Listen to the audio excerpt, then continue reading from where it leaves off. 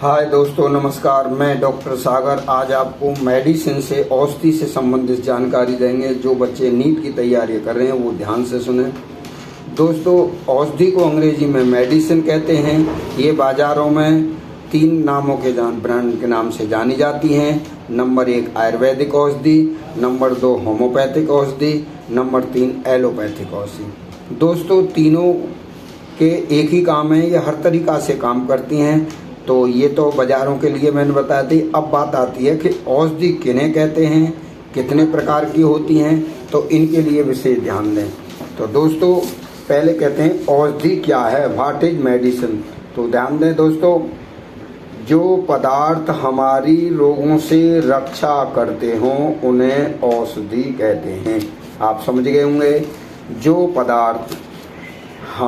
पदार्थ हमारी रोगों से रक्षा करें उन्हें औषधि कहते हैं।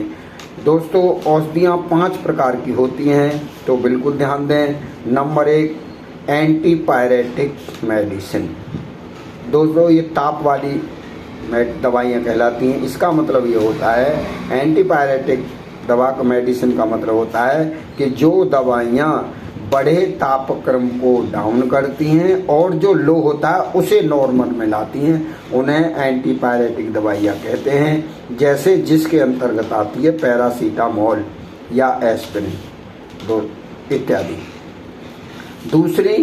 दूसरी दोस्तों दवा होती है, हमारी मेडिसिन होती है एंटी एनाल्जेसिक, जिसकी हिंदी है दर्दनाशक दवाइयाँ।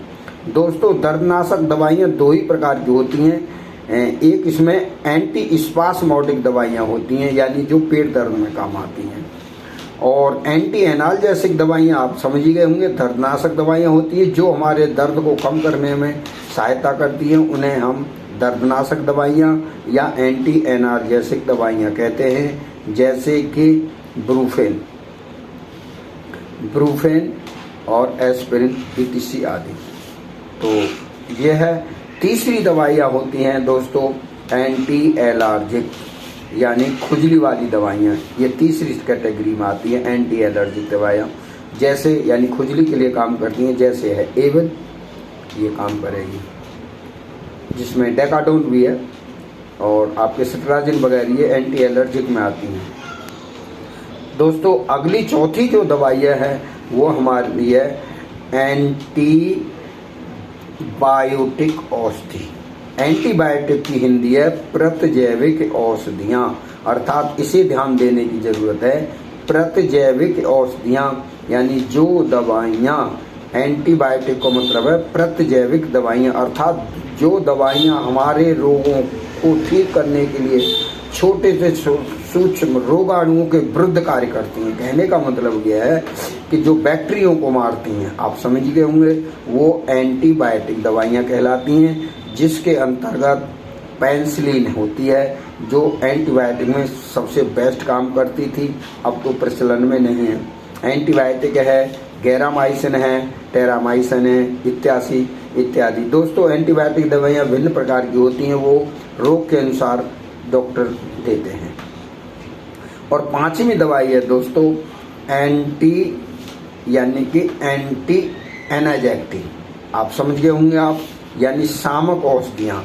जो दवाइयाँ, शामक का मतलब यानी ड्रग्स, जिसके अंदर ड्रग्स भी आती हैं, जो दवाइयाँ हमें नींद, नशा का काम करती हैं, उन्हें हम शामक औषधि कहते हैं। जैसे इसमें डायजेपाम है, वेरुल है, वैलियम है, इत्यादि। तो दोस्तों, ये 5 प्रकार की दवाइयाँ होती हैं। चाहे इसमें कोई दवाइयाँ आयुर्वेदिक हो, होम्योपैथिक हो, एलोपैथिक हो, इन्हीं 5 कैटेगरी की तरह वो काम करती हैं। आयुर्वेदिक भी ऐसा करती है, एलोपैथिक भी ऐसा करती है, और होम्योपैथिक भी ऐसा करती है। तो मैंने बता दिया है कि दवाइयाँ 5 प्रकार की होती हैं। जो दवाइयाँ हमारी रोगों से रक्षा करती हैं उन्हें औषधि कहते हैं। ये 5 प्रकार की दवाइयाँ होती हैं। एंटीपायरेटिक दवाइयाँ जैसे पैरासीटामोल, जो बड़े तापक्रम को डाउन करती हैं और डाउन को नॉर्मल आती हैं, वो एंटीपायरेटिक दवा है। दूसरा एंटी एनाल्जेसिक, जो दवाइयाँ हमारे दर्द को कम करती हैं, उन्हें दर्दनाशक औषधि या एंटी एलर्जिक कहते हैं। और एंटी एलर्जिक, जो दवाइयाँ हमारी खुजली के लिए काम करती हैं, वो एंटी एलर्जिक जैसे एवल है।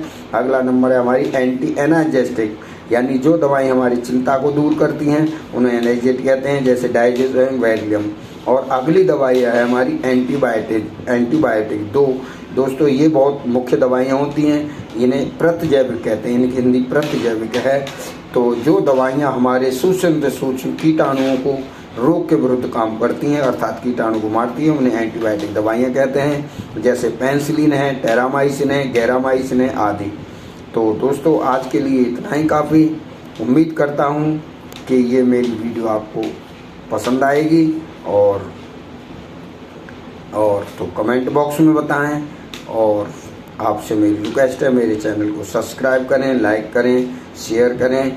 और मैं उम्मीद करता हूँ आप स्वस्थ रहें, ठीक रहें, सुविचारों से भरपूर रहें। थैंक यू, धन्यवाद, नमस्कार।